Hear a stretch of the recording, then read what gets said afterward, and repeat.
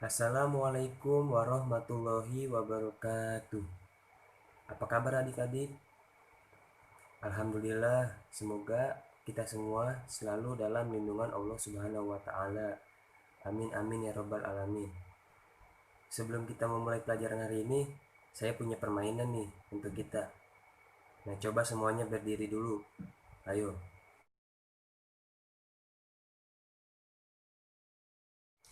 Sebelum kita memulai pelajaran pada hari ini, alangkah baiknya kita awali dengan membaca basmalah bersama-sama agar apa-apa yang kita pelajari diberikan keberkahan ilmunya oleh Allah Subhanahu wa taala. Amin amin ya robbal alamin. Bismillahirrohmanirrohim. Materi pelajaran yang akan kita bahas pada hari ini ialah iman kepada qada dan qadar. Nah, sebelumnya ada yang tahu apa itu qada dan apa itu qadar? Jika tidak ada yang tahu, coba dibuka bukunya halaman 93. Nah, di situ ada Quran surat Al-Hadid ayat 22. Coba kita baca bersama-sama beserta artinya. Nah, saya ingin kalian mengamati gambar yang ada pada PowerPoint ini. Nah, kira-kira ada yang tahu nggak itu gambar apa? Ya, itu adalah gambar tanah longsor. Nah, kira-kira ada yang tahu nggak kaitannya dengan ayat yang tadi kita baca bersama-sama itu apa? Ya, benar sekali. Kaitannya bahwa longsor tersebut sudah menjadi ketentuan Allah yang telah dicatat di Lauhil Mahfuz. Yang mana pada Lauhil Mahfuz tersebut telah tercatat seluruh kejadian-kejadian yang sudah terjadi maupun yang akan terjadi di alam semesta ini. Kita kembali ke pertanyaan, apa itu qada dan apa itu qadar?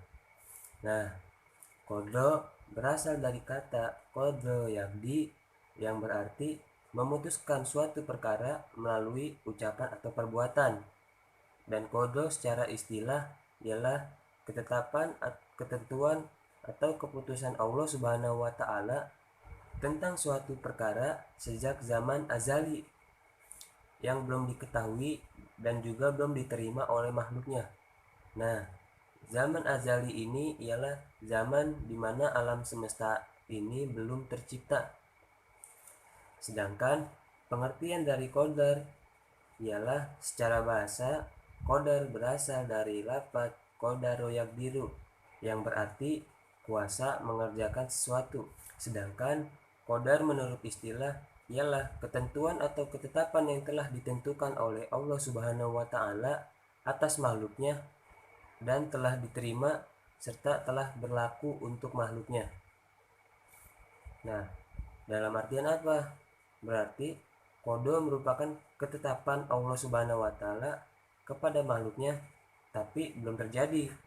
Nah, kalau sudah terjadi, qada tersebut bisa dikatakan sebagai qadar. Nah, bisa dilihat nih di sini. Ini merupakan dalil-dalil tentang qada dan qadar. Pembahasan selanjutnya yakni tentang kewajiban mengimani qada dan qadar. Nah, kenapa sih kita wajib untuk beriman kepada qada dan qadar? Nih, bisa dilihat dalilnya nih di sini. Nah, setiap orang mukallaf atau dewasa wajib meyakini dan memastikan bahwa seluruh perbuatan, ucapan, dan gerakannya yang baik maupun yang buruk adalah terjadi karena adanya kehendak, takdir, dan juga pengetahuan Allah Subhanahu wa taala. Nah, pasti timbul kan pertanyaan. Nah, berarti kalau kita berbuat jelek itu takdir juga dong? Bukan begitu. Jadi, kalau perbuatan baik itu atas ridho Allah dan perbuatan yang buruk itu bukan karena ridho Allah. Sebelum kita masuk ke pembahasan selanjutnya, nah, coba kalian perhatikan dan amati video yang satu ini. Pada suatu hari, ada seorang penjual siomay. Setiap harinya, ia selalu berjualan berkeliling kampung. Seperti biasa, setiap jam 9 pagi, ia menuju sebuah SD yang menjadi tujuan utamanya berjualan. Namun, pada hari itu, waktu jam istirahat tiba, sekolah itu amat sepi. Dan Mang Syomai bertanya pada warga sekitar, "Bu, ini kok sepi? Apa anak-anak udah pulang?" "Oh iya pak, anak-anak tadi udah pulang lebih dulu, soalnya ada rapat di sekolah."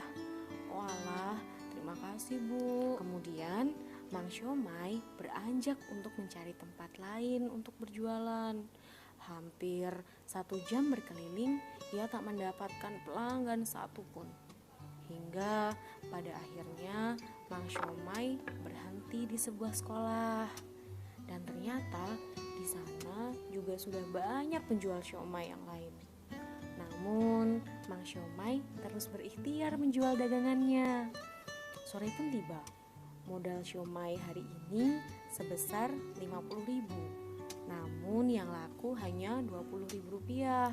Namun ketika hari mulai petang, Mang Syomai kembali pulang ke rumah.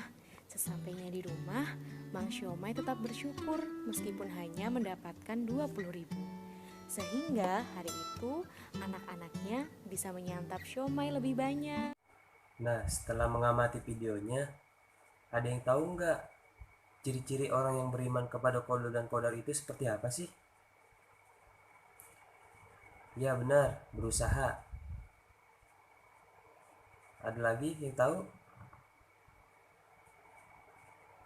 Nah, jika tidak ada, jadi ini adalah ciri-ciri orang yang beriman kepada qadar dan qadarnya Allah, yakni yang pertama, senantiasa berikhtiar atau usaha yang tadi telah disebutkan dalam mencapai keberhasilan. Yang kedua, senantiasa tawakal kepada Allah Subhanahu wa taala. Yang ketiga, ridho dan ikhlas terhadap segala ketentuan Allah Subhanahu wa taala. Yang keempat, tabah dan sabar dalam menghadapi musibah. Nah, jadi itu dia. Dari video yang kita amati dapat kita simpulkan bahwa ciri-ciri orang yang beriman kepada qadar dan qadar ialah seperti yang sudah tertera di PowerPoint ini. Nah, sampai di sini ada yang ingin bertanya tentang materi yang telah kita bahas tadi? Jika tidak ada, sebelum kita mengakhiri pertemuan pada hari ini, saya akan membagi kalian kepada 8 kelompok, dan masing-masing kelompok akan saya berikan bacaan. Lalu saya beri tugas untuk kalian agar menganalisis bacaan tersebut, lalu mengidentifikasi perilaku-perilaku yang mencerminkan beriman kepada qadar dan qadar, dan juga hikmah dari beriman kepada qadar dan qadar. Nah, ada yang ingin ditanyakan mengenai tugas kali ini? Jika tidak ada, marilah kita tutup pembelajaran kita pada hari ini dengan mengucapkan hamdalah. Alhamdulillahirabbil alamin. Summa salam. Assalamualaikum warahmatullahi wabarakatuh.